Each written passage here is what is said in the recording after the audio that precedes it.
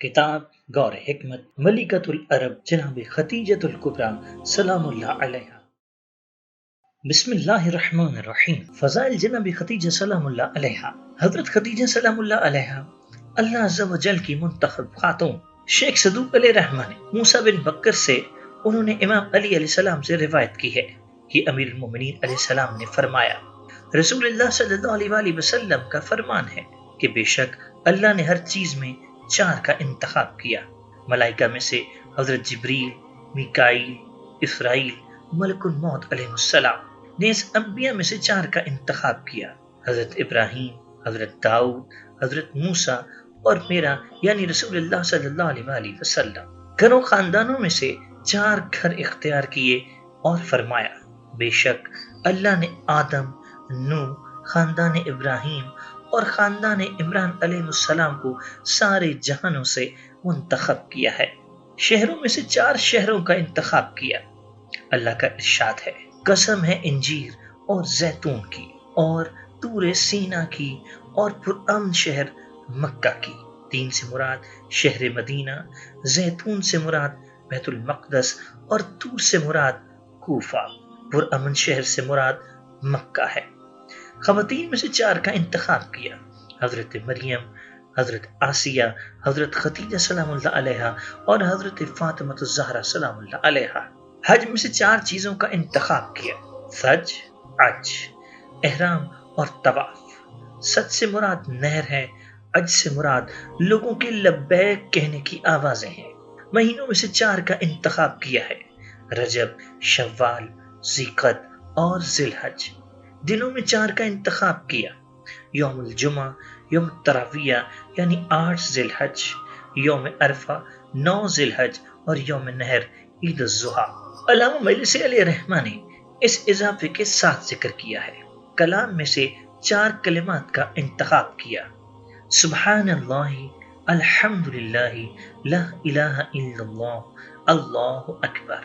सिद्दीकीन में से जिनका इंतखाब किया वो हैं यूसुफ सिद्दीक, हबीबुन नजार, अली इब्न अबी तालिब अलैहिस्सलाम। शोहदा में से जिनका इंतखाब किया तो वो हैं हजरत याहिया बिन ज़करिया, जर्जीस नबी, हमजा बिन अब्दुल मुत्तलिब और हजरत जाफर तैयार। चौथे सिद्दीक का जिक्र नहीं किया है। रिवायत में शायद वो मोमिन आले फिरऔन, जैसा कि बहुत सी रिवायात में जिक्र हुआ है। बहरहाल अल्लाह उमूर की हकीकतों से वाकिफ है।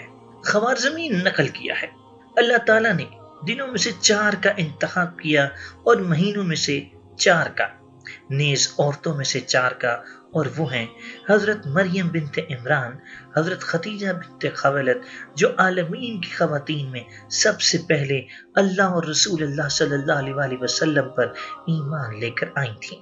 हजरत आसिया फिरौन की औरत और हजरत फातिमा ज़हरा सलामुल्लाह अलैहा बिनते मोहम्मद सल्लल्लाहु अलैहि वसल्लम, जो अहले जन्नत की खवातीन की सरबराह हैं।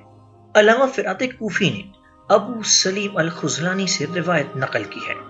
वो कहते हैं, रसूलुल्लाह सल्लल्लाहु अलैहि वसल्लम हजरत फातिमा और हजरत आयशा जो के साथ बैठी हुई थीं के पास तशरीफ लेकर गए तो वो दोनों एक दूसरे पर फख्र मुबाहात कर रही थीं और दोनों का चेहरा सुर्ख हो रहा था। हजरत सल्लल्लाहु अलैहि वसल्लम ने दोनों से वजह दरियाफ्त की तो दोनों ने असल बात बयान कर दी। वो सुनकर हजरत सल्लल्लाहु अलैहि वसल्लम ने फरमाया, ए आयशा, क्या तुम नहीं जानती कि अल्लाह ने हजरत आदम व नूह व आले इब्राहीम व आले इमरान, अली, हसन, हुसैन, हमजा, जाफर, फातिमा और खतीजा सलामुल्लाह अलैहा को आलमीन में से चुना है। इसी मजमून की रिवायत दर मंसूर ने भी रिवायत की है। मैं कहता हूँ ये रिवायत आया मुबारका की तफसीर कर रही है और अस्तफा के माने बयान कर रही है, क्योंकि इसमें करीने के तौर पर हजरत हमजा और जाफर और हजरत खतीजा का जिक्र है। तो मालूम हुआ कि आया मुबारका में अस्तफा के मायने इमामत व इस्मत के नहीं है, जैसे कि बाज़ दीगर रिवायात में इस बात की तरफ इशारा होता है, जैसे कि तफसीर नूर सकलैन में रिवायत है। बल्कि करीने से मालूम होता है कि यहाँ पर इस्तफा का माने गैर पर फजीलत साबित करनी है। वाज़े अल्फाज में यूं कह सकते हैं, जिन हजरात के इस्मा का जिक्र हुआ है वो दीगर अफराद से अफजल हैं। अब ये एतराज नहीं किया जा सकता, کہ لفظ استفا امیر المومنین علیہ السلام اور حسنین علیہ السلام کے بارے میں تو دیگر اخبار و روایات میں امامت و عصمت کے معنی میں استعمال ہوا ہے، اور جب ائمہ کے غیر کے لیے استعمال ہو تو ہم تفضیل کے معنی کو اختیار کر رہے ہیں؟ تو اس اعتراض کا جواب یہ ہے، یہ قول و اعتراض بر خلاف ہے سیاق اور اس آیہ مبارکہ کی تفسیر کے جو اس خبر میں ذکر ہوئی ہے۔ شیخ صدوق علیہ رحمٰن نے ریان بن ثلث سے روایت نقل کی ہے، وہ کہتے ہیں امام رضا علیہ السلام مامون کی مجلس میں شریک ہوئے۔ مامون نے کہا کہ اللہ نے عطرت کو دیگر لوگوں پر فضیلت و برتری عطا کی ہے؟ تو امام ابو الحسن رضا علیہ السلام نے فرمایا اللہ نے دوسرے لوگوں پر عطرت کی فضیلت کو اپنی محکم کتاب میں ظاہر کیا ہے۔ یہ سن کر مامون نے کہا کتاب اللہ میں کس جگہ پر ظاہر کیا ہے؟ امام علیہ السلام نے فرمایا اللہ کے اس ارشاد میں، بے شک اللہ نے آدم، نوح، خاندان ابراہیم اور خاندان عمران کو سارے جہانوں سے منتخب کیا ہے، جو ایک نسل ہے جس کے باز سے ہیں۔ یہ اولاد ہے ایک دوسرے کی، اور خدا بڑا سننے والا، بڑا جاننے والا ہے۔ دیگر الفاظ میں یوں کہہ سکتے ہیں استفا کا لفظ کلام میں موجود مناسبت اور سیاق کلام کے اعتبار سے مختلف معنی دیتا ہے۔ جنت حضرت خدیجہ سلام اللہ علیہ کی مشتاق ہے۔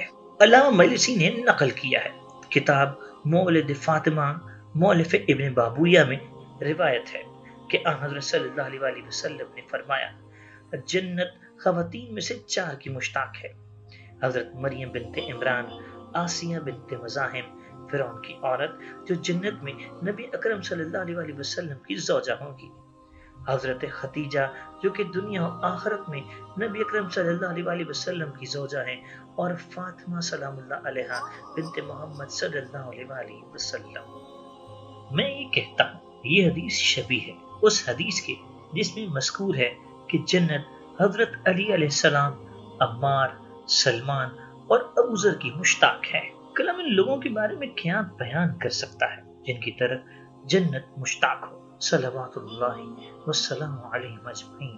وجہ الکمیین ثقہ شیخ صفار رحمۃ اللہ علیہ نے ابو بصیر سے روایت کیا ہے، میں امام جعفر صادق علیہ السلام کے پاس تھا، امام نے اپنا پاؤں زمین پر مارا کہ اچانک سے ایک سمندر ظاہر ہو گیا جس میں چاندی کی کشتیاں چل رہی تھیں۔ امام علیہ السلام کشتی میں سوار ہوئے اور میں بھی سوار ہوا، یہاں تک کہ ایک خیموں والی جگہ پہنچے، وہ خیمے چاندی سے بنے ہوئے تھے۔ امام علیہ السلام ان خیموں میں داخل ہوئے، اس کے بعد باہر آئے اور فرمایا تم نے وہ خیمہ دیکھا جس کے اندر پہلے داخل ہوا تھا؟ میں نے کہا جی ہاں۔ فرمایا وہ رسول اللہ صلی اللہ علیہ وسلم کا خیمہ تھا، اور دوسرا حضرت امیر المومنین علیہ السلام کا، تیسرا حضرت فاطمہ سلام اللہ علیہ کا، چوتھا حضرت خدیجہ سلام اللہ علیہ، پانچواں خیمہ حضرت امام حسن علیہ السلام کا، اور چھٹا امام حسین علیہ السلام کا تھا، ساتواں علی بن الحسین علیہ السلام کا، آٹھواں میرے والد علیہ السلام، اور نواں میرا خیمہ تھا۔ ہم میں سے کوئی ایسا نہیں جس کی وفات ہو جائے اور اس کا یہاں پر خیمہ نہ ہو۔ یہ روایت حضرت خدیجہ سلام اللہ علیہ کی عظیم عظمت پر دلالت کر رہی ہے، کیونکہ وہ اس فضل عظیم میں ائمہ علیہ السلام کے ساتھ ہیں۔ نیز روایت سے معلوم ہوتا ہے کہ سید خدیجہ سلام اللہ علیہ کے فضائل و کمال کا احاطہ نہیں کیا جا سکتا، کیونکہ کوئی بھی ایک اس خبر کے معنی کو درک نہیں کر سکتا، نیز یہ کہ خیمے کہاں پر ہیں اور ملائکہ مقربین میں سے کون ہیں جنہوں نے ان خیموں کو بنایا، اور ان خیموں کے اندر کیا ہے، اور نہ ہی لوگوں میں سے کوئی ہے جو اس عالم تک پہنچ سکے سوائے ائمہ اطہار علیہ السلام اور آپ علیہ السلام کے اصحاب کے، لیکن وہ بھی ان ائمہ اطہار علیہ السلام کے ذریعے سے۔ رسول اللہ صلی اللہ علیہ وسلم کی معراج حضرت خدیجہ سلام اللہ علیہ کے گھر سے ہوئی۔ حضرت خدیجہ سلام اللہ علیہ کے فضائل میں سے ہے کہ حضرت محمد مصطفیٰ صلی اللہ علیہ وسلم خاتم الانبیاء آسمان کی طرف اس مقدس گھر سے تشریف لے گئے تھے جس کو زمانہ جاہلیت میں بنان کہا جاتا تھا، اور زمانہ اسلام میں حضرت خدیجہ کی زندگی کے آخری لحظے تک یہ گھر ملائکہ اور وحی کے نزول کی جگہ رہا ہے۔ نیز حضرت محمد صلی اللہ علیہ وسلم ایک طویل عرصے تک اسی گھر میں رہے۔ اس گھر سے اسلام کی ابتدا ہوئی اور اسلام نے یہیں سے ترقی کی اور لوگوں میں پھیل گیا۔ اسی گھر میں حضرت جبریل علیہ السلام براق پر آتے اور اس کو حضرت خدیجہ کے گھر کے دروازے پر کھڑا کرتے۔ شیخ اعظم مرتضی انصاری رحمۃ اللہ علیہ نے اپنی کتاب مناسک صفحہ 127 میں ذکر کیا ہے، مکہ میں حضرت خدیجہ سلام اللہ علیہ کے گھر کی زیارت کرنا مستحب ہے۔ میں کہتا ہوں اس فتوے پر اگر کوئی مخصوص دلیل موجود نہ بھی ہو تب بھی وہ خصوصیات کافی ہیں جو اس گھر کے اوپر مذکورہ تحریر میں بیان کی گئی ہیں۔ ابن بطوطہ نے کہا مقدس مقامات میں سے ایک مقام مسجد الحرام کے قریب قباء وہی ہے اور وہ ام المومنین حضرت خدیجہ سلام اللہ علیہ کا گھر ہے۔ یہاں پر میں ایک مہم چیز کی طرف اشارہ کر رہا ہوں اور وہ تمام وہ اہم واقعات جو نبی اکرم صلی اللہ علیہ وسلم کے زمانے میں حضرت خدیجہ علیہ السلام کے گھر میں رونما ہوئے۔ مثلا اسلام کی ابتدا جو اس پاک گھر سے ظاہر ہوئی، نیز یہ گھر شروع کے مسلمانوں کی اماج گاہ ہوا کرتا تھا۔ نیز اس گھر میں رونما ہونے والے اہم واقعات میں سے ایک یہ ہے کہ رسول اللہ صلی اللہ علیہ وسلم نے حضرت خدیجہ کو حکم دیا کہ وہ امیر المومنین کی بیعت کریں۔ اس موضوع پر تفصیلی گفتگو کریں گے انشاءاللہ۔ ان اہم واقعات میں سے ایک یہ ہے کہ نبی اکرم صلی اللہ علیہ وسلم اس مقدس گھر سے آسمانوں کی سیر پر روانہ ہوئے تھے، اور دیگر اہم واقعات بھی اس گھر کے ساتھ وابستہ ہیں۔ ان تمام اہم واقعات کا حضرت خدیجہ سلام اللہ علیہ کے گھر میں رونما ہونا ظاہر کرتا ہے کہ یہ خاتون بڑی قابل اور باصلاحیت خاتون تھیں، اور ان کے برعکس کسی اور میں اس طرح کی لیاقت و قابلیت نہیں تھی۔ دیگر الفاظ میں یوں کہا جا سکتا ہے کہ ان مہم قضا یا واقعات کے لیے ایک ظرف اور پاک جگہ کی ضرورت تھی، اتنا پاک کہ یہ الہی واقعات وہاں پر رونما ہو سکیں، اس جگہ پر ٹھہر سکیں۔ یہی بیت حضرت خدیجہ سلام اللہ علیہ اس قدر پاک ظرف اور اس قدر تحمل پذیر تھا کہ ان انوار قدسیہ کو برداشت کر سکا۔ یہ اللہ کا فضل اور اس کی مرضی ہے، جس پر چاہے فضل کر سکتا ہے۔ معراج کے بارے میں فقیہ کبیر، مفسر و محدث، عالم الجلیل القدر قطب الدین راوندی صاحب کتاب فقہ القرآن اور دیگر کے مصنف ایک روایت نقل کرتے ہیں۔ امام محمد باقر علیہ السلام نے فرمایا جب رسول اللہ صلی اللہ علیہ وسلم نے آسمان پر سیر کی تو حضرت جبریل براق لے کر حاضر ہوئے۔ اس کا قد خچر سے چھوٹا اور گدھے سے بڑا تھا۔ اس کے اوپر 2 پر تھے، یاقوت کی زین جس میں ہر رنگ نظر آ رہا تھا۔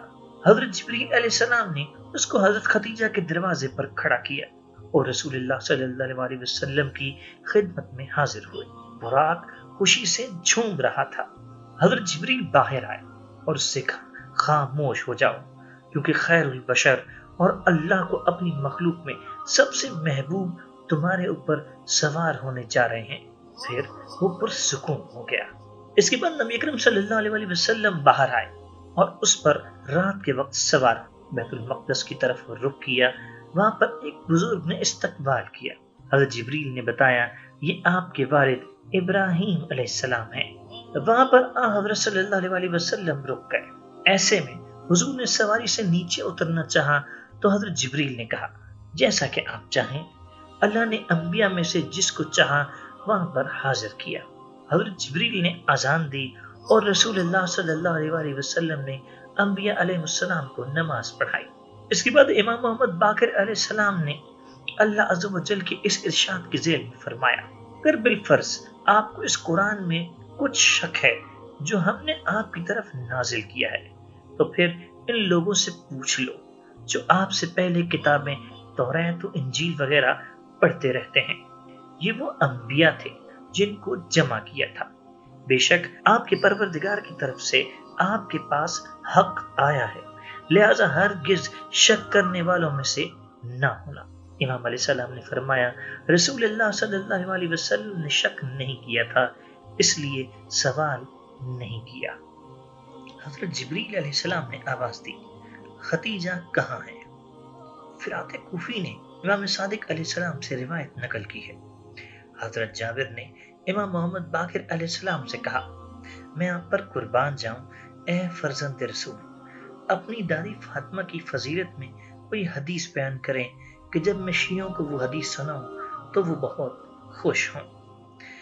امام محمد باقر علیہ السلام نے فرمایا، مجھ سے میرے والد نے میرے نانا کی حدیث بیان کی۔ آپ صلی اللہ علیہ وسلم نے فرمایا، جب قیامت کا دن ہوگا تو انبیاء اور رسول کے لیے نور کے ممبر تیار کیے جائیں گے۔ میرا ممبر انبیاء کے ممبروں میں سب سے اوپر ہوگا۔ اس کے بعد اللہ کا ارشاد ہوگا، اے محمد خطبہ دو۔ بس اس کے بعد میں ایسا خطبہ بیان کروں گا جو انبیاء اور رسول نے پہلے کبھی نہیں سنا ہوگا۔ اس کے بعد اوصیاء کے لیے نور کے ممبر تیار کیے جائیں گے۔ میرے وسیع علی ابن ابی طالب علیہ السلام کا ممبر ان ممبروں کے درمیان میں نصب کیا جائے گا اور وہ سب سے اونچا ہوگا۔ اس کے بعد اللہ کا ارشاد ہوگا، اے علی خطبہ بیان کرو۔ بس حضرت علی ایسا خطبہ بیان کریں گے جو اوصیاء نے پہلے کبھی نہ سنا ہوگا۔ اس کے بعد انبیاء کی اولاد کے لیے ممبروں کو نصب کیا جائے گا جو کہ نور کے ممبر ہوں گے۔ بس میرے دونوں بیٹوں سبتین اور میری پوری زندگی کی خوشبو حسن و حسین علیہ السلام کے لیے نور کا ممبر تیار کیا جائے گا۔ پھر ان دونوں سے خطبہ بیان کرنے کے لیے کہا جائے گا۔ وہ ایسا خطبہ بیان کریں گے جو انبیاء کی اولاد نے پہلے کبھی نہیں سنا ہوگا۔ اس کے بعد حضرت جبریل آواز دیں گے، فاطمہ بنت محمد کہاں ہیں؟ حضرت خدیجہ بنت خویلد کہاں ہیں؟ حضرت مریم بنت عمران کہاں ہیں؟ جناب آسیہ بنت مزاحم کہاں ہیں؟ ام کلثوم اور حضرت یحییٰ بن زکریا کی والدہ کہاں ہیں؟ بس وہ سب کھڑی ہو جائیں گی اور اللہ تبارک و تعالیٰ کا ارشاد ہوگا، اے لوگو بتاؤ آج کرم کرنے والی کس کی ذات ہے؟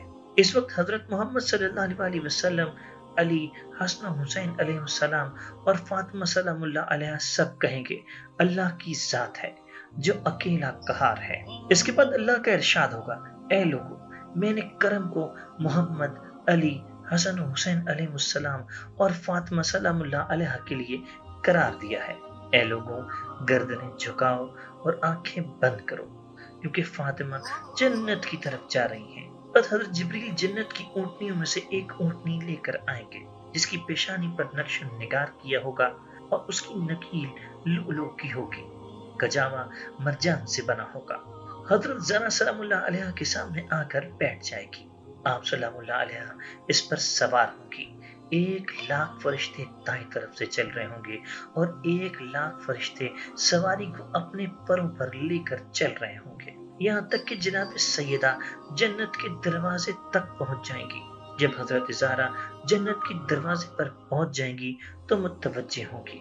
بس اللہ کا ارشاد ہوگا، اے میرے حبیب کی بیٹی تمہارا دھیان کس طرف ہے؟ حالانکہ میں نے تم کو اپنی جنت میں داخل ہونے کا حکم دیا ہے۔ جناب سیدہ فرمائیں گی، اے میرے رب میں چاہتی ہوں کہ آج جیسے دن میں مجھے پہچانا جائے۔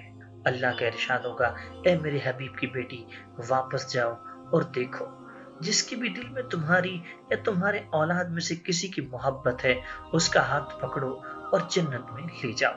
امام محمد باقر علیہ السلام نے فرمایا، اے جابر اللہ کی قسم اس روز سیدہ کے شیعوں کو اس طرح تلاش کیا جائے گا اور چن کر الگ کیا جائے گا جس طرح پرندہ بیکار دانوں کو کھانے والے دانوں سے الگ کرتا ہے۔ جب جناب سیدہ کے شیعہ جنت کے دروازے پر پہنچ جائیں گے تو اللہ تعالیٰ ان کے دلوں میں ایک خیال ڈالے گا اور وہ متوجہ ہو جائیں گے۔ اللہ کا ارشاد ہوگا، اے میرے دوستوں تم لوگوں کے ذہن میں کیا ہے؟ میرے حبیب کی بیٹی نے تم لوگوں کے بارے میں سفارش کی ہے۔ وہ لوگ کہیں گے، اے ہمارے رب ہم چاہتے ہیں آج جیسے دن میں ہم کو پہچانا جائے۔ اللہ کا ارشاد ہوگا، اے میرے دوستو واپس جاؤ اور دیکھو جس شخص نے بھی تم لوگوں سے فاطمہ کی وجہ سے محبت کی ہو یا فاطمہ کی محبت کی وجہ سے تم لوگوں کو کچھ کھلایا ہو یا کچھ پہنایا ہو یا کچھ پلایا ہو یا کسی نے تم لوگوں کی غیبت کی اجازت نہ دی ہو فاطمہ کی محبت کی وجہ سے، جاؤ ایسے شخص کا ہاتھ پکڑو اور جنت میں داخل کرو۔ امام محمد باقر علیہ السلام نے فرمایا اللہ کی قسم لوگوں میں کوئی باقی نہیں بچے گا سوائے شک کرنے والے اور کافر یا منافق کے۔ جب وہ اپنے طبقات پر پہنچ جائیں گے تو آواز دیں گے نہ اب ہمارا کوئی سفارشی ہے اور نہ ہی کوئی مخلص دوست، بس وہ کہیں گے کاش ہم دوبارہ دنیا میں بھیجے جاتے تو ضرور ہم اہل ایمان سے ہو جاتے۔ امام محمد باقر علیہ السلام نے فرمایا ہیہات ہیہات، ایسا ممکن نہیں، جو خواہش وہ کریں گے وہ پوری نہیں ہوگی۔ وہ ایسے ننجار ہیں کہ اگر انہیں واپس بھیج دیا جائے تب بھی وہی کریں گے جس سے ان کو منع کیا گیا تھا، اور یقیناً وہ بالکل جھوٹے ہیں۔ حضرت خدیجہ سلام اللہ علیہ اور قرآن۔ سید مطہر علامہ ہاشم بہرانی نے مخالفین کے ترک سے حضرت ابن عباس کی روایت نقل کی ہے۔ حضرت ابن عباس فرماتے ہیں اللہ کا ارشاد ہے اور یہ نہیں ہو سکتا کہ اندھا اور بینا یکساں ہو جائے۔ ابن عباس نے کہا اندھا ابو جہل اور بینا امیر المومنین ہے، اور نہ ہی ظلمات و نور برابر ہیں، بس ظلمات ابو جہل اور نور امیر المومنین ہے۔ نہ ٹھنڈی چھاؤں اور دھوپ کی تپش ایک جیسی ہے۔ ٹھنڈی چھاؤں امیر المومنین کا سایہ ہے جنت میں، اور دھوپ کی تپش یعنی ابو جہل کے لیے جہنم کا ہونا۔ اس کے بعد ان سب کو جمع کیا اور کہا زندہ اور مردہ لوگ برابر نہیں ہیں، بس زندہ لوگ حضرت علی، حمزہ، جعفر، حسن و حسین علیہ السلام اور فاطمہ و خدیجہ علیہ السلام ہیں، مردہ لوگ مکہ کے کفار ہیں۔ حاکم ثانی حنفی نے ابو سعید سے اللہ کے ارشاد سورہ فرقان آیت نمبر 47 کی تفسیر میں نقل کیا ہے۔ نبی اکرم صلی اللہ علیہ وآلہ وسلم نے فرمایا میں نے جبریل علیہ السلام سے کہا اے جبریل ہماری زوجات سے مراد کون ہے؟ تو انہوں نے کہا حضرت خدیجہ سلام اللہ علیہ۔ فرمایا ہماری ذریت سے مراد کون ہے؟ تو کہا حضرت فاطمہ سلام اللہ علیہ۔ اور آنکھوں کی ٹھنڈک سے کون مراد ہیں؟ تو کہا الحسن والحسین علیہ السلام۔ فرمایا اور ہمیں متقین کا امام بنا وہ کون ہے؟ تو جبریل علیہ السلام نے کہا وہ علی علیہ السلام ہے۔ حکیم فیض کاشانی نے نقل کیا ہے کہ اس آیت کی تفسیر نبوت و قرآن اور حضرت خدیجہ سلام اللہ علیہ سے کی گئی ہے، کیونکہ آپ کی پوری اولاد حضرت خدیجہ میں سے ہے سوائے حضرت ابراہیم علیہ السلام کے۔ شیخ صدوق علیہ رحمٰن ابن عباس سے روایت نقل کی ہے، راوی کہتا ہے میں نے ان سے اللہ کے ارشاد کے بارے میں پوچھا، والضحیٰ آیت نمبر 6۔ ترجمہ کیا خدا نے آپ کو یتیم نہیں پایا تو پناہ کی جگہ دی؟ تو کہا رسول اللہ صلی اللہ علیہ وآلہ وسلم کو یتیم اس لیے کہا گیا ہے کہ روئے زمین پر اولین و آخرین میں سے کوئی آپ کا نظیر نہیں تھا۔ تو اللہ نے اپنی نعمتوں کا ذکر کرتے ہوئے فرمایا۔ ترجمہ کیا خدا نے آپ کو یتیم نہیں پایا یعنی اکیلا جس کا کوئی نظیر نہیں تھا تو پناہ کی جگہ دی، یعنی لوگوں کو آپ صلی اللہ علیہ وآلہ وسلم کی طرف بھیجا۔ انہوں نے آپ کی فضیلت کو جانا اللہ کی طرف سے۔ سورہ زحا آیت نمبر 8۔ ترجمہ اور اللہ تعالیٰ نے آپ کو نادار پایا سو مالدار بنا دیا، یعنی آپ اپنی قوم کی نظر میں نادار تھے۔ وہ کہہ رہے تھے کہ آپ کے پاس مال و دولت نہیں ہے، تو اللہ تعالیٰ نے آپ کو خدیجہ کے مال کے ذریعے غنی کر دیا۔ حضرت خدیجہ میری امت کی صدیقہ ہے۔ ابن مغازی نے ابن عمر سے روایت کی ہے، وہ کہتے ہیں جبریل علیہ السلام حضرت صلی اللہ علیہ وآلہ وسلم پر نازل ہوئے، بس حضرت جبریل نے وہ بیان کیا جس وجہ سے ان کو بھیجا گیا تھا۔ وہ رسول اللہ صلی اللہ علیہ وآلہ وسلم سے محو گفتگو تھے کہ اچانک سے حضرت خدیجہ کا وہاں سے گزر ہوا، تو جبریل علیہ السلام نے کہا اے محمد یہ کون ہے؟ تو حضرت صلی اللہ علیہ وآلہ وسلم نے فرمایا یہ میری امت کی صدیقہ ہے۔ حضرت جبریل علیہ السلام نے کہا میرے پاس ان کے لیے رب کی طرف سے ایک پیغام ہے، وہ یہ کہ اللہ خدیجہ پر سلام بھیج رہا ہے اور ان کو جنت میں ایک گھر کی خوشخبری دے رہا ہے جو کہ بانس سے بنا ہے، اور وہ کھیل کود سے دور ہے اور نہ ہی اس میں تھکا دینے والی کوئی چیز ہے۔ یہ سن کر حضرت خدیجہ نے فرمایا اللہ سلام ہے اور اس کی طرف سے ہی سلام ہے، اے اللہ کے رسول آپ پر سلام ہو۔ اے اللہ کے رسول وہ کیسا گھر ہے؟ فرمایا لؤلؤ موتیوں کا گھر ہوگا جو جناب مریم و آسیہ بنت مزاحم کے گھروں کے درمیان ہے۔ وہ دونوں یعنی جناب خدیجہ و آسیہ جنت میں میری ازواج میں سے ہوں گی۔ اسی مضمون کی روایت حافظ ابن کثیر نے بھی ذکر کی ہے۔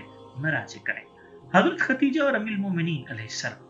حضرت خدیجہ کے فضائل اور وہ خصوصیات جن میں حضرت خدیجہ کے ساتھ کوئی شریک نہیں ہے، وہ ہے کہ آپ نے حضرت ام المومنین کی تربیت کی، اور حضرت خدیجہ کے لیے یہی فخر کافی ہے کہ آپ نے مولا الموحدین امام علی بن ابی طالب علیہ السلام کی پرورش کی۔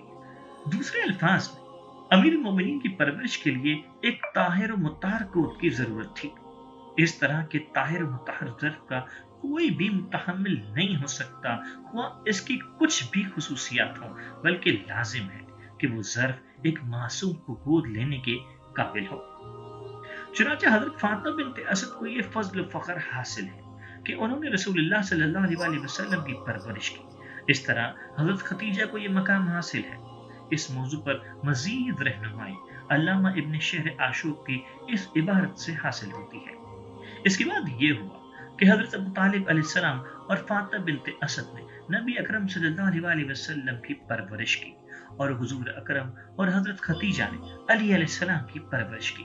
طبی و بلازری کی تاریخ، واحد صعیبی اور شرف النبی کی تفسیر، خوارزمی کی اربعین، البستی کی درجات محفوظ، محمد بن اسحاق کی مغازی، ابو یوسف نسبہ کی معرفیہ میں مجاہد سے روایت ہے کہ رسول اللہ صلی اللہ علیہ وسلم نے جب حضرت علی علیہ السلام کو گود لیا تھا تو اس وقت ان کی عمر 6 سال تھی، جیسا کہ رسول اللہ صلی اللہ علیہ وسلم کی بھی اتنی ہی عمر تھی جب حضرت ابو طالب علیہ السلام نے آپ کو گود لیا تھا۔ اور حضرت خدیجہ و مصطفیٰ صلی اللہ علیہ وسلم نے آپ علیہ السلام کی پرورش کی یہاں تک کہ اسلام کا زمانہ آن پہنچا۔ علامہ باؤنی شافعی نے نقل کیا ہے، حضرت ابو طالب علیہ السلام نے اپنی زوجہ فاطمہ بنت اسد سلام اللہ علیہا امام علی علیہ السلام کی والدہ سے کہا، اے فاطمہ، ہم جب کھانا کھا رہے ہیں اس میں علی موجود نہیں ہے۔ حضرت فاطمہ نے کہا، حضرت خدیجہ بنت خویلد نے ان کو اپنے ساتھ مانوس کر دیا ہے۔ علامہ زبیدی نے لفظ تعلف کے معنی یوں بیان کیے، فلاں نے فلاں کو مانوس کیا۔ یہ اس وقت کہا جاتا ہے جب اس کے ساتھ نرمی کا برتاؤ کیا ہو، اس کی دل جوئی کی ہو اور پیار محبت سے پیش آیا ہو، اس کے ساتھ انسیت پیدا کی ہو، یہاں تک کہ وہ اپنے آپ کو اس کے حوالے کر دے۔ محترم قارئین کرام، آپ حضرت فاطمہ بنت اسد کے جملے پر غور کریں۔ وہ فرماتی ہے کہ خدیجہ نے علی کو مانوس کر دیا ہے، اور پھر اس کے بعد لفظ کے معنی کی طرف نگاہ کریں اور محسوس کریں کہ حضرت خدیجہ کس قدر حضرت علی علیہ السلام سے محبت کرتی تھی۔ علامہ ابن حجر اسقلانی نے ذکر کیا ہے، حضرت علی علیہ السلام نے حضرت خدیجہ کے گھر میں پرورش پائی، حالانکہ کم سینے میں ہی حضرت خدیجہ کے گھر میں منتقل ہوئے تھے۔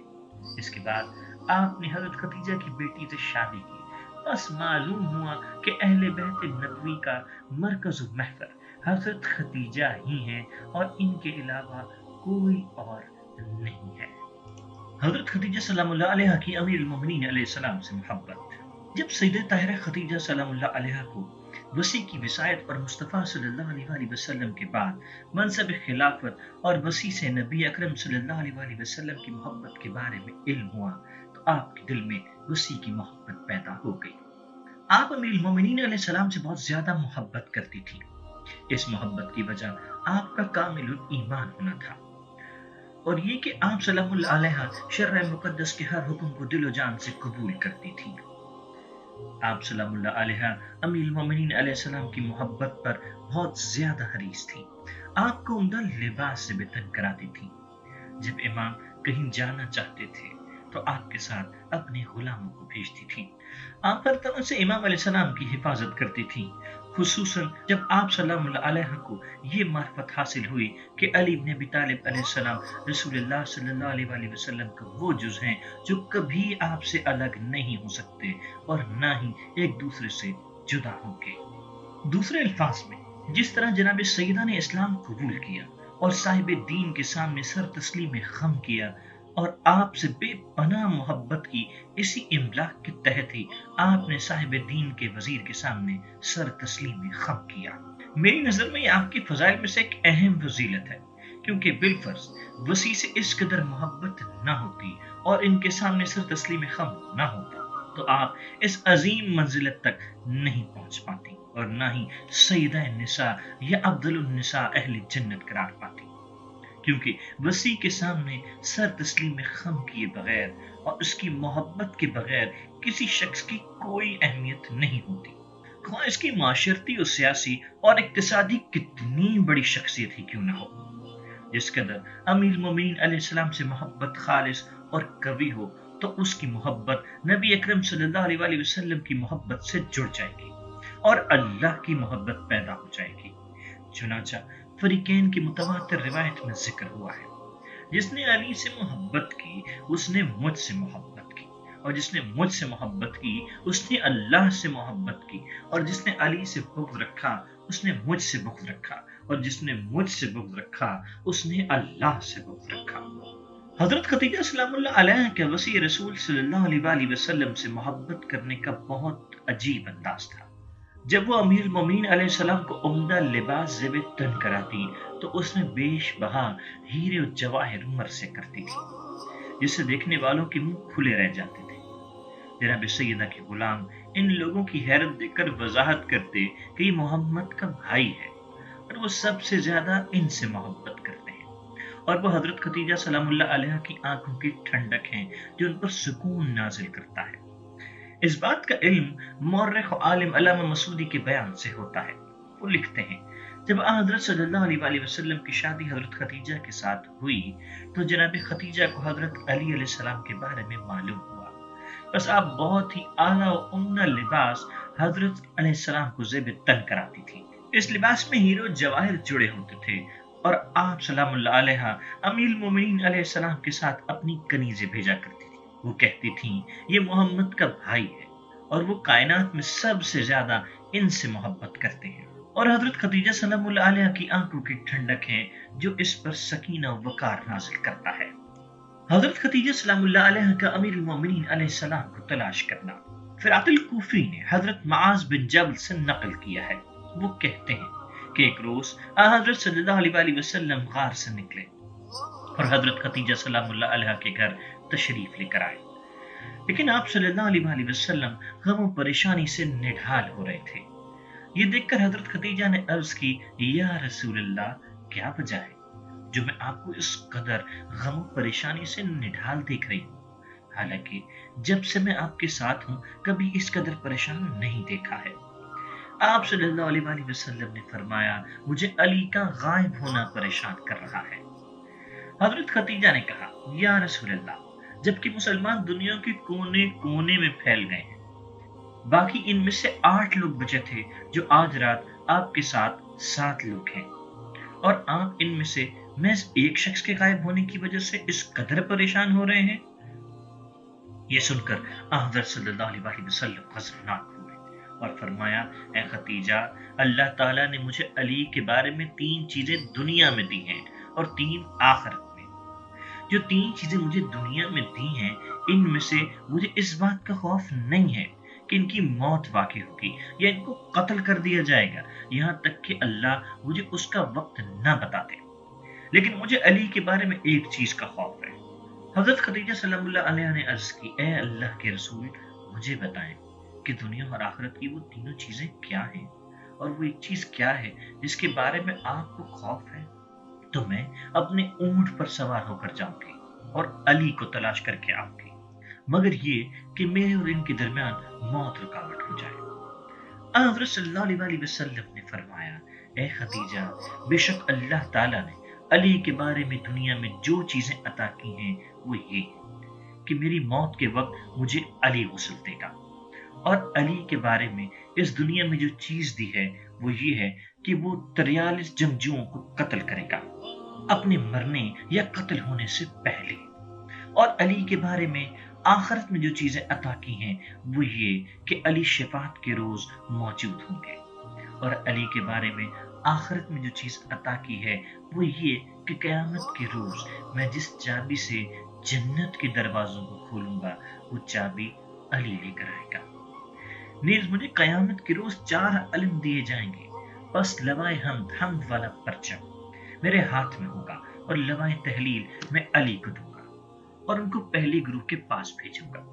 یہ لوگ وہ ہوں گے جن کا حساب آسان ہوگا اور جنت میں بغیر حساب کے داخل ہوں گے۔ لوائے تکبیر حمزہ کو دوں گا اور ان کو دوسرے گروہ کے پاس بھیجوں گا۔ لوائے تسبیح جعفر تیار کو دوں گا اور ان کو تیسرے گروہ کے پاس بھیجوں گا۔ پھر میں اپنی امت میں کھڑا ہو جاؤں گا یہاں تک کہ شفاعت کروں گا ان کی، اور اس کے بعد میں آگے چلوں گا اور حضرت ابراہیم علیہ السلام میرے پیچھے ہوں گے یہاں تک کہ میں اپنی امت کو جنت میں داخل کروں گا۔ لیکن اس وقت میں علی کے بارے میں پریشان اس لیے ہوں کہ قریش کے جاہل لوگ ان کو تکلیف نہ پہنچائیں۔ یہ سن کر حضرت خدیجہ اپنے اونٹ پر سوار ہوئی اور حضرت علی علیہ السلام کی تلاش میں نکل پڑی۔ بس اچانک سے کسی شخص کو دیکھا تو اس پر سلام کیا تاکہ جب وہ جواب دے تو معلوم ہو سکے وہ علی ہیں یا کوئی اور ہے۔ تو اس نے جواب دیا وعلیکم السلام۔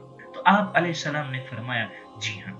اس کے بعد آپ نے اونٹ کو بٹھایا اور فرمایا میرے ماں باپ آپ پر قربان ہو، آپ اونٹ پر سوار ہو۔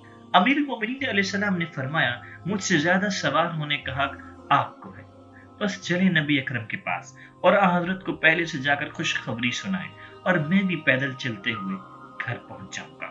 حضرت خدیجہ نے دروازے پر آ کر اونٹ کو بٹھایا۔ رسول اللہ صلی اللہ علیہ وسلم چت لیٹے ہوئے سیدھا ہاتھ سینے سے ناک تک پھیر رہے ہیں اور فرما رہے ہیں اے میرے اللہ، میری پریشانی کو دور کر، میرے دل کو میرے خلیل علی ابن ابی طالب کے ذریعے سے ٹھنڈک پہنچا۔ آپ نے یہ دعا 3 بار دہرائی تو حضرت خدیجہ نے عرض کی بے شک اللہ نے آپ کی دعا کو قبول فرمایا ہے۔ یہ سن کر حضرت سیدھے بیٹھ گئے اور ہاتھ بلند کر کے فرمایا شکر ہے جواب دینے والے کا، اور یہ جملہ آپ نے 11 بار دہرایا۔ علامہ مجلسی نے نقل کیا ہے امام علی علیہ السلام کی شہادت کے وقت امام حسن نے بلند آواز سے گریہ کیا تو امام علیہ السلام نے آنکھیں کھولی اور فرمایا اے میرے بیٹے، آج کے بعد اپنے والد کے بارے میں پریشان نہیں ہونا، یہ تمہارے نانا محمد مصطفیٰ صلی اللہ علیہ وسلم ہیں، یہ تمہاری نانی خدیجۃ الکبریٰ اور تمہاری ماں فاطمہ الزہرا سلام اللہ علیہ ہیں، اور حور عین بڑے پرتپاک سے استقبال کے لیے انتظار کر رہے ہیں۔ بس تم اپنے آپ کو سنبھالو اور اپنی آنکھوں کو ٹھنڈا کرو اور رونے سے رک جاؤ کیونکہ ملائکہ آسمان پر چلے گئے ہیں۔ مؤلف کہتے ہیں یہ امام امیر المومنین علیہ السلام کی طرف سے حضرت خدیجہ سلام اللہ علیہ کی قدر و منزلت کے بارے میں گواہی ہے۔ حضرت خدیجہ سلام اللہ علیہ کا جود و کرم۔ حضرت خدیجہ بہت بڑے جود و کرم کی مالکن تھی اور آپ کی یہ صفت بہت ہی معروف و مشہور تھی۔ یہی وجہ تھی کہ حضرت ابو طالب علیہ السلام نے اپنے خطبے میں کہا تھا میرے بھتیجے نے تم لوگوں کی کریمہ جو کہ جود و سخا سے متصف ہے کا رشتہ بھیجا ہے۔ یہ خطبہ تزویج کے باب میں گزر گیا ہے، وہاں پر ملاحظہ کریں۔ نیز حضرت خدیجہ سلام اللہ علیہ کے جود و سخا پر یہ روایت دلالت کر رہی ہے جس کو ابن الاسیر نے ذکر کیا ہے۔ دائی حلیمہ رسول اللہ صلی اللہ علیہ وسلم کی خدمت میں حاضر ہوئی اور قحط و خشک سالی کی شکایت کی۔ حضرت صلی اللہ علیہ وسلم نے اس بارے میں حضرت خدیجہ سے بات کی تو حضرت خدیجہ نے انہیں 40 بھیڑیں اور ایسے اونٹ دیے جن پر کجاووں کے نشانات تھے۔ محترم قارئین کرام، حضرت خدیجہ کی جود و سخا کی کمیت و کیفیت کا ملاحظہ کریں، بلکہ حضرت خدیجہ کے فخر کے لیے حضرت ابو طالب کا گزشتہ قول ہی کافی ہے۔ علامہ بہیقی نے نقل کیا ہے رسول اللہ صلی اللہ علیہ وسلم نے فرمایا میں نے کوئی خاتون خدیجہ سے بہترین نہیں دیکھی۔ میں اور میرے صحابہ جب بھی واپس آتے تھے تو خدیجہ ہمارے لیے طعام کا بندوبست کر کے رکھتی تھی۔ یہ حضرت معصوم صلی اللہ علیہ وسلم کی گواہی ہے حضرت خدیجہ کے بارے میں، جس کے بعد کسی اور کی گواہی کی ضرورت نہیں ہے۔ حضرت خدیجہ کے علم کے بارے میں، حضرت خدیجہ کے علوم کے بارے میں یہ ہے کہ وہ تعبیر خواب کی عالمہ تھی۔ حالانکہ یہ علم مشکل علوم میں سے ایک ہے، نیز یہ خفیہ علوم میں سے ہے جس کے مطالب عالیہ پر عام انسان دسترس حاصل نہیں کر سکتا سوائے اللہ کی فضل و رحمت کے۔ حالانکہ ہم دیکھتے ہیں کہ اس علم میں اول درجہ انبیاء کرام علیہ السلام و اوصیاء کا ہے، ان کے بعد ان کے خاص پیروکاروں کا، اور ان کے بعد اہل علم و عمل کا نمبر آتا ہے۔ اگر کوئی اس علم کا اہل ہے تو ان کی تعداد بہت ہی کم ہے، اور جو چیز دلالت کر رہی ہے کہ حضرت خدیجہ تعبیر خواب کی عالمہ تھیں، اس کے لیے چند نصوص ہیں جن کا ذکر علامہ مجلسی نے کیا ہے۔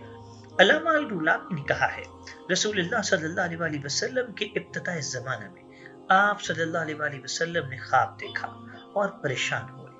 آپ نے اس خواب کا ذکر اپنی شریکہ حیات حضرت خدیجہ سے کیا تو آپ سلام اللہ علیہ نے فرمایا، خوشخبری ہو، بے شک اللہ آپ کے ساتھ خیر کا معاملہ کرے گا۔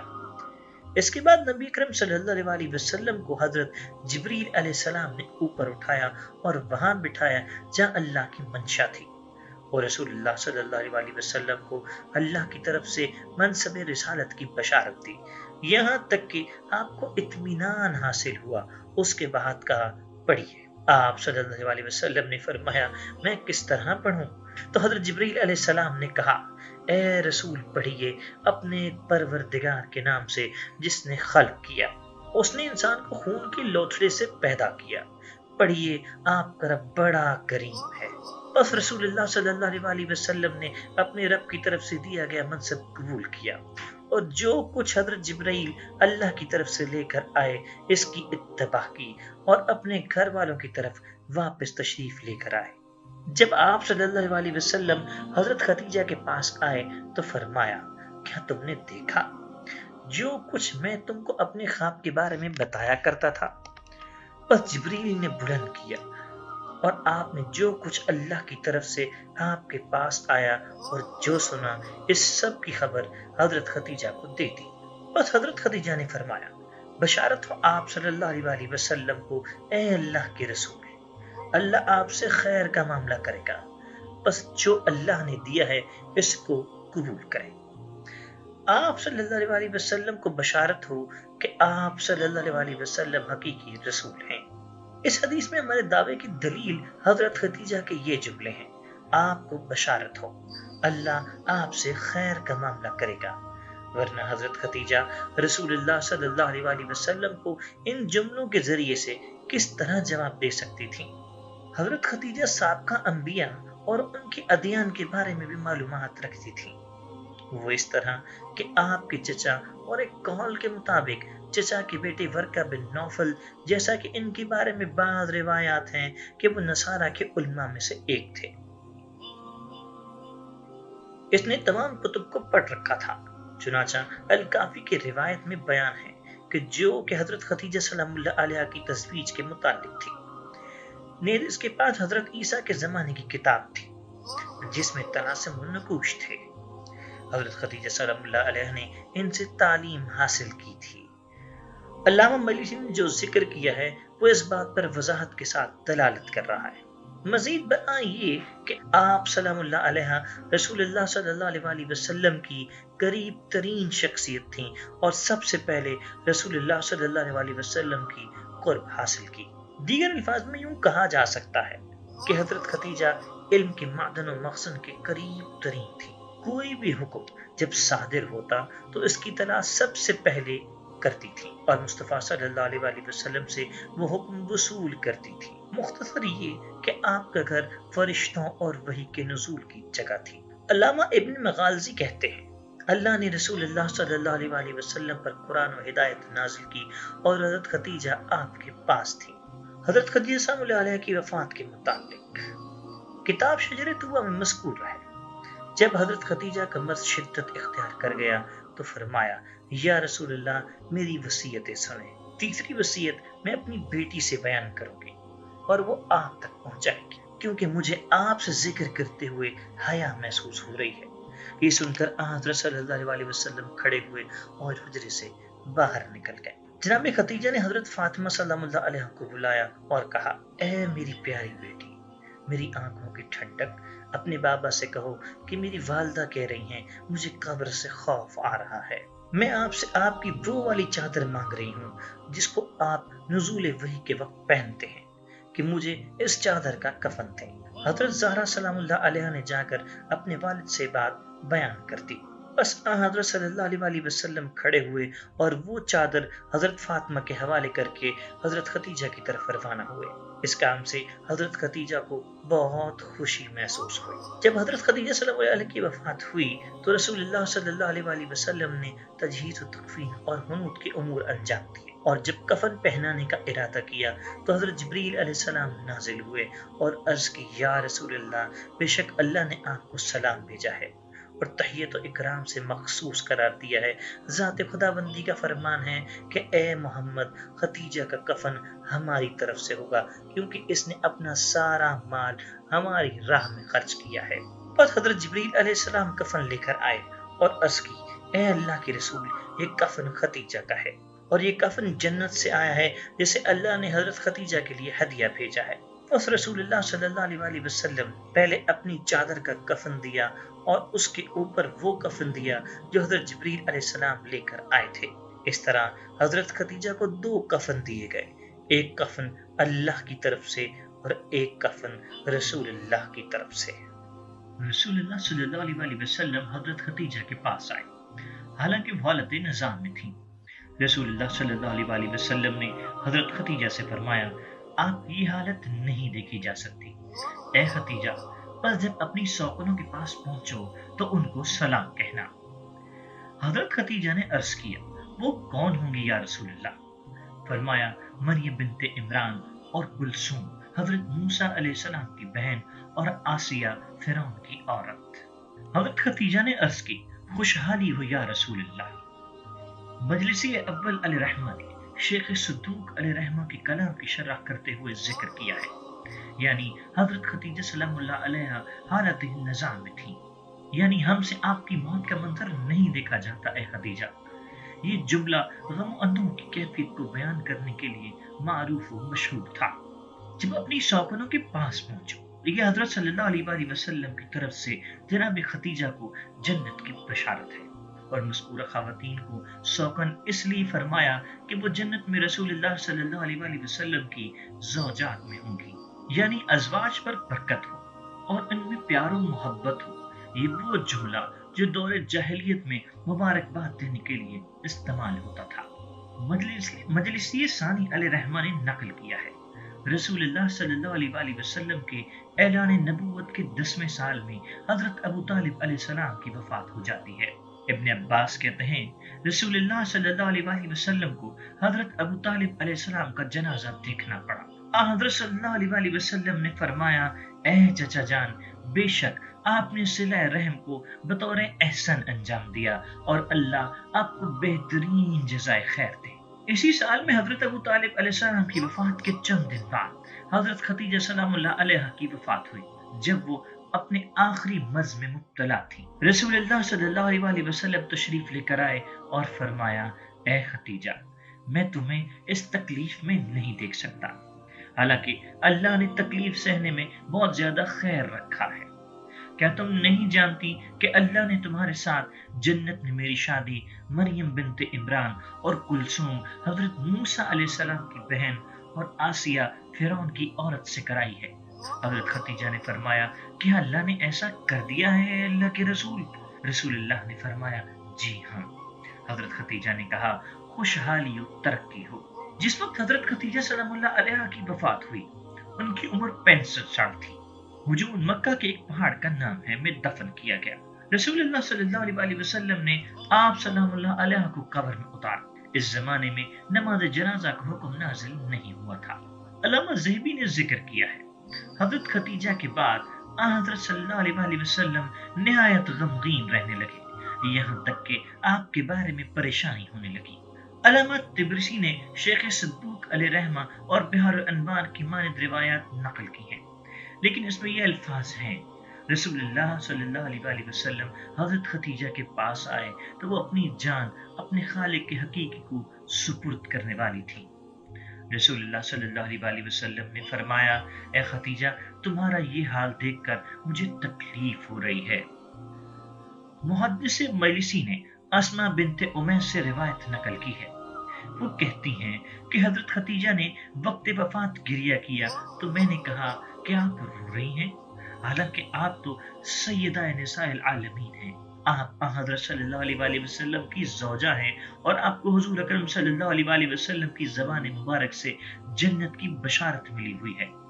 فرمایا اس لیے نہیں رو رہی ہوں، بات یہ ہے کہ ہر عورت کو شادی کی پہلی رات ایسی عورت کی ضرورت ہوتی ہے جو اس کی رازدار اور اس کی ضروریات کو پورا کرے۔ فاطمہ سلام اللہ علیہا ابھی کم سن ہے، مجھے ڈر ہے کہ جب حضرت فاطمہ کو ان چیزوں کی ضرورت ہوگی تو کوئی ان کی مدد کرنے والی خاتون نہیں ہوگی۔ یہ سن کر میں نے کہا، اے میری شہزادی، میرا آپ سے وعدہ ہے اگر میں زندہ رہی تو اس آپ کی ذمہ داری کو میں انجام دوں گی۔ بس جب وہ رات ہوئی تو نبی اکرم صلی اللہ علیہ وسلم نے سب کو نکل جانے کا حکم دیا، اور جب خود باہر جانا چاہ رہے تھے تو ان کو میرا سایہ نظر آیا۔ فرمایا تم کون ہو؟ میں نے کہا اسما بنت امیس۔ فرمایا کیا میں نے تمہیں نکل جانے کا حکم نہیں دیا تھا؟ میں نے عرض کی جی بالکل اے اللہ کے رسول، میرا مقصد آپ کا حکم عدولی کرنا نہیں تھا، لیکن میں نے حضرت خدیجہ سے ایک وعدہ کیا تھا۔ اور پھر پورا واقعہ رسول اللہ صلی اللہ علیہ وسلم کے ساتھ بیان کیا۔ یہ سن کر رسول اللہ صلی اللہ علیہ وسلم نے میرے لیے دعا کی۔ خوارزمی نے نقل کیا ہے، رسول اللہ صلی اللہ علیہ وسلم حضرت خدیجہ اپنی بیوی کے پاس گئے۔ جب وہ حالت احتضار میں تھیں تو انہوں نے رسول اللہ سے موت کی تکلیف کی شکایت کی، تو رسول اللہ نے گریہ کیا اور ان کے لیے دعا کی۔ اس کے بعد فرمایا اے خدیجہ بہترین انداز سے آگے بڑھو، تم امہات المومنین میں سب سے بہترین اور افضل ہو، تم سیدہ نساء العالمین ہو۔ علامہ ابن حجر اسقلانی نے بیان کیا ہے، ابو سلمہ اور یحییٰ بن عبد الرحمن بن حاتم ان دونوں نے کہا، خولہ بنت حکیم آئیں اور کہا یا رسول اللہ میں دیکھ رہی ہوں کہ حضرت خدیجہ کا خلا پر نہیں ہوا۔ آپ نے فرمایا جی بالکل، وہ بچوں کی ماں اور گھر سنبھالنے والی تھی۔ عبداللہ بن سعدہ بن صغیر نے روایت بیان کی ہے، وہ کہتا ہے کہ جب حضرت ابو طالب علیہ السلام اور حضرت خدیجہ سلام اللہ علیہ کی وفات ہوئی، کیونکہ دونوں کی وفات کے درمیان 1 ماہ 5 دن کا فرق تھا، لہذا رسول اللہ پر 2 مصیبتیں جمع ہو گئیں۔ بس آپ گھر میں ہی رہتے اور بہت کم باہر نکلتے تھے۔ علامہ مجلسی نے ذکر کیا ہے کہ بعثت کے 10ویں سال کے آخر میں حضرت ابو طالب علیہ السلام کی وفات ہوئی، اور حضرت ابو طالب کی وفات کے 3 دن بعد حضرت خدیجہ کا انتقال ہو گیا۔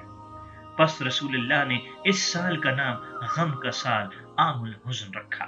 آپ صلی اللہ علیہ وسلم نے فرمایا قریش میرے بارے میں حضرت ابو طالب کی وفات تک خاموش رہے۔ عبداللہ بن مرہ نے کتاب المعرفہ میں ذکر کیا ہے کہ حضرت خدیجہ کی وفات حضرت ابو طالب کی وفات کے 3 دن بعد ہوئی۔ علامہ قطب الدین راوندی نے ذکر کیا ہے، رسول اللہ صلی اللہ علیہ وسلم اور دیگر مسلمان شیب ابی طالب سے باہر نکلے اور لوگوں میں گھل مل گئے۔ اس کے 2 ماہ بعد حضرت ابو طالب علیہ السلام کی وفات ہوئی اور اس کے بعد حضرت خدیجہ کی وفات ہوئی۔ اس طرح رسول اللہ صلی اللہ علیہ وسلم پر امر عظیم نازل ہوئے جس سے آپ بہت زیادہ غمگین ہوئے۔ علامہ العریلی نے ذکر کیا ہے، ابن سعید نے سلسلہ سند حکیم بن حزام تک پہنچایا، وہ کہتا ہے کہ حضرت خدیجہ سلام اللہ علیہ کی وفات ماہ رمضان المبارک میں ہوئی، جب اعلان نبوت کے 10 سال گزر چکے تھے اور آپ سلام اللہ علیہ کی عمر 65 سال تھی۔ بس ہم نے ان کے جنازے کو ان کے گھر سے اٹھایا اور ہجون مکہ کا پہاڑ میں دفن کیا۔ رسول اللہ صلی اللہ علیہ وسلم نے ان کے جسد مبارک کو قبر میں اتارا۔ اس زمانے میں نماز واجب نہیں ہوئی تھی۔ الہجون مکہ کی چوٹی پر ایک پہاڑ ہے جہاں پر حضرت خدیجہ کے رشتہ دار دفن کیے گئے تھے۔ تاریخی یعقوبی میں ذکر ہوا ہے، جب حضرت خدیجہ کی وفات ہوئی تو حضرت فاطمہ رسول اللہ صلی اللہ علیہ وسلم سے منسلک ہوئیں اور روتے ہوئے فرما رہی تھیں میری والدہ کہاں ہے؟ پس حضرت جبریل علیہ السلام نازل ہوئے اور کہا حضرت فاطمہ سے کہیے بے شک اللہ نے تمہاری ماں کے لیے جنت میں بانس کا گھر بنایا ہے جس میں نہ کوئی تھکن ہے اور نہ کوئی تکلیف ہے۔ نیز محدث جلیل القدر شیخ قمی نے ذکر کیا ہے، رسول اللہ صلی اللہ علیہ وسلم حضرت خدیجہ کی وفات کے بعد بہت غمگین ہوئے، یہاں تک کہ گھر سے باہر تشریف لانا کم کر دیا اور اس سال کا نام عام الحزن رکھا۔ امیر المومنین علیہ السلام نے حضرت خدیجہ کی وفات پر مرثیہ کہا۔ ترجمہ، میری دونوں آنکھوں تم پر اللہ کی رحمت اور برکتیں نازل ہوں، تم ان دونوں بزرگ ہستیوں کے وصال پر خوب آنسو بہاؤ۔ کیونکہ ان دونوں نے اسلام کے لیے بہت ہی جاں بازی اور غم گساری سے کام کیا۔ ان دونوں کا کوئی مثل و ثانی نہیں۔ ایک تو اس سردار مکہ حضرت ابو طالب علیہ السلام پر گریا کرو جو رئیس مکہ ہیں، اور رئیس مکہ حضرت عبد المطلب کے لخت جگر اور نور نظر ہیں۔ دوسرے سیدۃ النساء حضرت خدیجہ الکبریٰ سلام اللہ علیہ پر آنسو بہاؤ، جنہوں نے سب سے پہلے نماز ادا فرمائی۔ ان دونوں کی جدائی اور فراق نے میرے لیے ہوا اور خلا و فضا کو غم و علم کے اندھیرے میں بدل دیا۔ بس میں ان کی جدائی کی وجہ سے رنج و علم میں ڈوبا ہوا مشکل سے راتیں گزارتا ہوں۔ غم کے پہاڑ ٹوٹ پڑے ہیں اور رات کی نیندیں اچاٹ ہو گئی ہیں۔ بے شک انہوں نے حضور صلی اللہ علیہ وسلم کے دین کی اشاعت کے بارے میں مدد و حمایت کی، اور ہر اس آدمی کا مقابلہ کیا جس نے بھی سرکشی، بغاوت اور مخالفت کی، اور اپنی حمایت کے عہد و پیمان کا پاس کیا۔ شیخ کولینی نے نقل کیا ہے، حضرت خدیجہ سلام اللہ علیہ کی وفات اس وقت ہوئی جب رسول اللہ صلی اللہ علیہ وسلم شیب ابی طالب سے باہر نکلے، اور یہ ہجرت سے 1 سال پہلے ہوا تھا۔ حضرت ابو طالب علیہ السلام کی وفات حضرت خدیجہ کی وفات سے 1 سال بعد ہوئی۔ جب رسول اللہ صلی اللہ علیہ وسلم نے دونوں ہی کو کھو دیا تو مکہ میں رسول اللہ صلی اللہ علیہ وسلم کا دل تنگ ہو گیا اور بہت ہی غمگین ہوئے۔ اس بات کی شکایت حضرت صلی اللہ علیہ وسلم نے حضرت جبریل علیہ السلام سے کی تو اللہ نے آپ کو وحی بھیجی کہ اس بستی سے نکل جائیں، یہاں کے رہنے والے ظالم لوگ ہیں۔ پس وفات ابو طالب علیہ السلام کے بعد اب مکہ میں آپ صلی اللہ علیہ وسلم کا کوئی مددگار نہیں، اور رسول اللہ صلی اللہ علیہ وسلم کو ہجرت کرنے کا حکم دیا۔ اہل سنت میں سے ایک عالم نے تحریر کیا ہے، حالانکہ مرض کی شدت ام المومنین حضرت خدیجہ کے اوپر شروع ہو چکی تھی، لیکن مرض کی شدت نے ام المومنین کو اپنے فرائض سے غافل نہیں کیا، کیونکہ آپ کا سارا وہم و غم رسول اللہ صلی اللہ علیہ وسلم کی ذات اور آپ کے اصحاب اور اللہ کی طرف دی جانے والی دعوت تھی۔ آپ سلام اللہ علیہ اپنی مصیبتوں پر صبر کرتی، آپ ہر رنج و غم میں رسول اللہ کے سامنے خندہ پیشانی سے پیش آتی تھی۔ اللہ کی طرف دی جانے والی دعوت کے بدلے ملنے والی اذیتیں حبیب صلی اللہ علیہ وسلم کے چہرے اقدس پر آثار و نقوش چھوڑ جاتے تھے۔ آپ سلام اللہ علیہ پر وہ گرا گزرتا اور آپ ان کی دل جوئی کرتی اور ان کے زخموں پر مرہم رکھتی۔ کیا ایک سچی صالحہ اور صابرہ بیوی کا کردار نہیں جو اپنے شوہر کے حق میں جب وہ ان کی طرف نظر کرے تو اس کی خوشی محسوس ہو؟ حالانکہ یہ ایک پیار کرنے والی ماں کا کردار ہے، وہ اپنے بیٹے کی پیشانی کو صاف کرتی ہے اور دنیا کی ساری پریشانیاں اس سے دور کر دیتی ہے۔ اپنی آخری گھڑی میں جب وہ اپنی آنکھیں کھولتی ہے تو اپنے باوفا شوہر کو اپنے ارد گرد پاتی ہے، جس کے پاس دعا کرنے کے علاوہ اور کوئی اختیار نہیں ہوتا، اور وہ اللہ سے اپنی دعاؤں کی قبولیت کی آس لگائے بیٹھا ہے۔ اگر بات کریں چھوٹی بیٹی فاطمہ کی تو ان کی آنکھ سے آنسو بہ رہے ہیں، وہ اپنی ماں کو دور سے دیکھ رہی ہے، پھر وہ آ کر اپنی ماں کا بوسہ لیتی ہے اور پھر اپنے آنسو پوچھنے دور چلی جاتی ہے۔ وہ لوگوں کو دیکھ رہی ہوتی ہے جو پیاری والدہ کے ارد گرد ہے اور ان کے آنسو بہ رہے ہیں، وہ رو رہے ہیں، حالانکہ یہ کمسن بھی ان کی طرح سوائے رونے کے اور کچھ نہیں کر سکتی۔ رسول اعظم صلی اللہ علیہ وسلم اپنی مریضہ بیوی کے پاس موجود ہیں، ان کی دیکھ بھال کر رہے ہیں، وحشت میں ان کی دل جوئی کر رہے ہیں، وقت احتضار ان کے پاس کھڑے ہوتے ہیں۔ یہ وہ سیدہ ہیں جس کو اسلام میں صبر اور استقامت کا شرف حاصل ہے، یہ وہ سیدہ ہیں جنہوں نے دعوت الہی جس کی بنیادیں تازہ تھیں کی ذمہ داری اٹھائی، اپنے مومن قلب کے ساتھ جو یقین سے سرشار تھا۔ یہی وہ سیدہ ہیں جس نے نبی اکرم صلی اللہ علیہ وسلم اور مسلمانوں کی مدد کی اپنے مال اور اپنے مرتبے کے ذریعے سے۔ سب سے بڑی بات یہ تھی کہ آپ کو جنت میں گھر ہونے کی بشارت ملی ہوئی تھی۔ خاص رشتہ دار اور اقارب لپک پڑے تاکہ ام المومنین کے مرض کی شدت کو آسان کریں، ان کے گرد حلقہ بنا کر پیار و محبت کا احساس دلائیں۔ سب سے زیادہ حضرت صلی اللہ علیہ وسلم حضرت خدیجہ کے قریب تھے۔ حضور صلی اللہ علیہ وسلم جناب سیدہ کے الوداع ہونے کو دیکھ رہے ہیں، انہی لحظات میں فراق کا وقت قریب ہو رہا تھا۔ مصطفیٰ صلی اللہ علیہ وسلم نے ان سے فرمایا، تمہیں اس حال میں دیکھنا بہت تکلیف دہ ہے اے خدیجہ، انشاءاللہ اللہ میرے لیے اس تکلیف میں خیر قرار دے گا۔ حضرت خدیجہ سلام اللہ علیہ نے اپنی روح باری تعالیٰ کے حوالے کی اور وہ رسول اللہ صلی اللہ علیہ وسلم کے سامنے تھی۔ رسول اللہ صلی اللہ علیہ وسلم کھڑے ہوئے اور حالت غم میں تھے اور کوشش کر رہے تھے کہ اپنی تینوں سگی اور لے پالک بیٹیوں کے سامنے غم کے آثار کو ظاہر نہ ہونے دیں۔ حالانکہ آپ صلی اللہ علیہ وسلم کا چہرہ بتا رہا تھا کہ حضرت خدیجہ وفات پا گئی ہیں۔ مکہ کے اطراف میں یہ خبر پھیل گئی کہ عظیم خاتون وفات پا گئی، جن کو لوگ اس سرزمین پر طاہرہ کے نام سے جانتے تھے۔ اہل مکہ کے لیے یہ خبر ہلا دینے والی تھی کہ خدیجہ بنت خویلد طاہرہ اور سیدہ نساء قریش وفات پا گئی ہیں۔ لوگوں نے اس خبر کو غم و رنج کی حالت میں سنا اور سیدہ طاہرہ فاضلہ کی خوبیوں کو یاد کیا۔ اس طرح کی خاتون بار بار پیدا نہیں ہوئی۔ حضرت خدیجہ کے خاندان اور رسول اللہ صلی اللہ علیہ وسلم سے دشمنی کے باوجود کوئی شخص ایسا نہیں تھا جس نے یہ نہ کہا ہو کہ جناب خدیجہ نے اس سے کوئی برا سلوک کیا تھا۔ آپ کا احسان و اخلاق سب کے لیے تھا۔ آپ سلام اللہ علیہ طبع سلیم اور عقل و راجع، مہربان نفس اور بڑے دل کی حامل ایک منفرد شخصیت تھی۔ آپ سلام اللہ علیہ کی شخصیت کی مثال ڈھونڈنا مشکل تھا۔ حضرت فاطمہ سلام اللہ علیہ روتے ہوئے اس المناک منظر کو دیکھ رہی تھی جس نے تمام مسلمانوں کو مکہ میں جمع کیا ہوا تھا۔ وہ سب رسول اللہ کی جانب متوجہ تھے۔ ان کی نبی پر مصیبت نے ان کے دلوں کو چھلنی کیا ہوا تھا، کیونکہ وہ جانتے تھے کہ جناب سیدہ کی رسول اللہ صلی اللہ علیہ وسلم کی نظر میں کیا عظمت ہے اور آپ ان سے کس قدر محبت کرتے ہیں۔ قبر تک مسلمان شریک رہے اور وہ وقت نہایت رنج و الم کا وقت تھا۔ ہجوم کی جگہ پر رسول اللہ صلی اللہ علیہ وسلم قبر میں خود اترے۔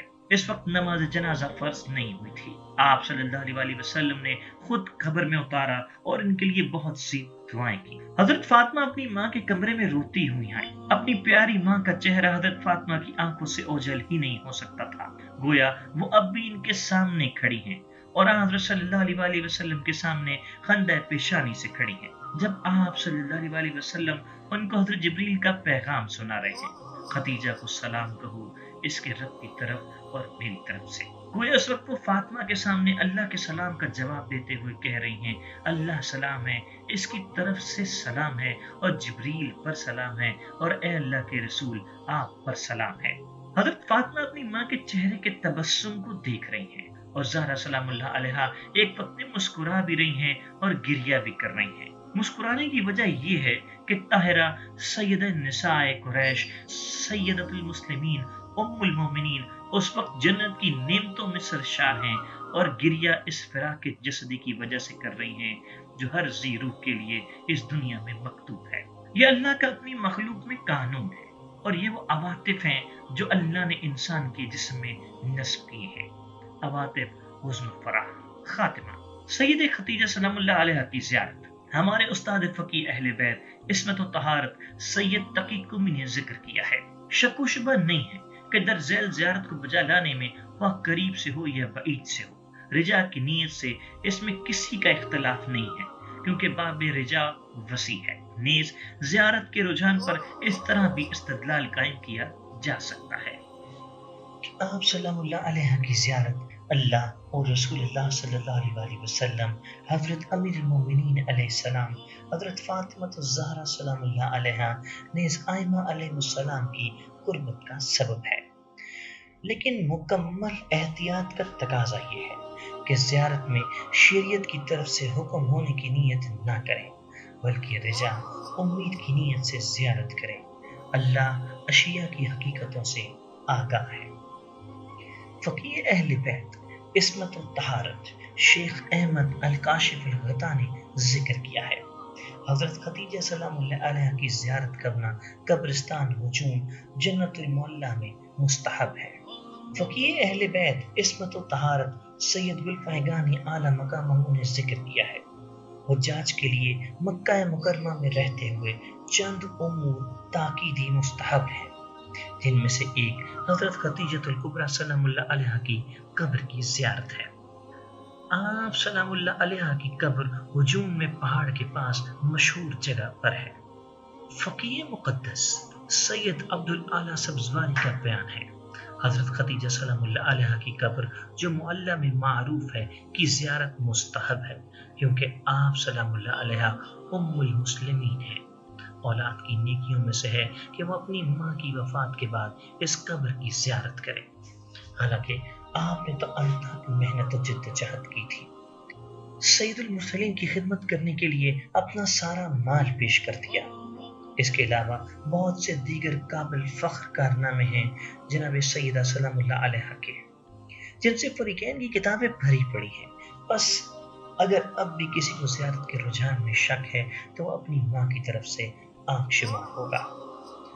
مرحوم سید محسن الامین نے زیارت کو ذکر کیا ہے: سلام ہو آپ پر اے ام المومنین، سلام ہو آپ پر اے زوجہ سید المرسلین، سلام ہو آپ علیہ السلام پر فاطمہ زہرا سلام اللہ علیہ کی والدہ محترمہ جو سیدہ نساء العالمین ہیں، سلام ہو آپ پر جنہوں نے مومنات میں سب سے پہلے ایمان قبول کیا، سلام ہو آپ پر اے وہ ہستی جس نے اپنا مال سید الانبیاء صلی اللہ علیہ وآلہ وسلم کی مدد و نصرت میں خرچ کر دیا، جہاں تک طاقت و قدرت تھی آدھا اسلام کے خلاف رسول اللہ صلی اللہ علیہ وآلہ وسلم کا دفاع کیا، سلام اس پر جس پر حضرت جبریل نے سلام کیا اور اللہ کی طرف سلام پہنچایا۔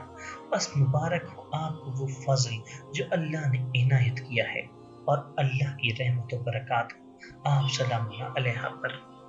سید بطحائی نے دوسری زیارت ذکر کی ہے: سلام ہو آپ پر زوجہ رسول صلی اللہ علیہ وآلہ وسلم جو سید المرسلین ہیں، سلام ہو آپ پر اے ایسی اللہ کے نبی کی زوجہ جو خاتم النبیین ہیں، سلام ہو آپ پر فاطمہ زہرا سلام اللہ علیہ کی والدہ، سلام ہو آپ پر اے حسن و حسین علیہ السلام کی والدہ جو تمام اہلیان جنت کے سردار ہیں، سلام ہو آپ پر ائمہ طاہرین علیہ السلام کی والدہ، سلام ہو آپ پر اے ام المومنین، سلام ہو آپ پر اے ام المومنات، سلام ہو آپ پر اے اللہ کی مخلص ترین کنیز، سلام ہو آپ پر اے سیدہ حرم اور ملکہ فتح، سلام ہو آپ پر اے وہ خاتون جس نے خواتین میں سب سے پہلے رسول اللہ صلی اللہ علیہ وآلہ وسلم کی تصدیق کی، سلام ہو آپ پر اے وہ ہستی جس نے اپنی بندگی کا حق ادا کیا،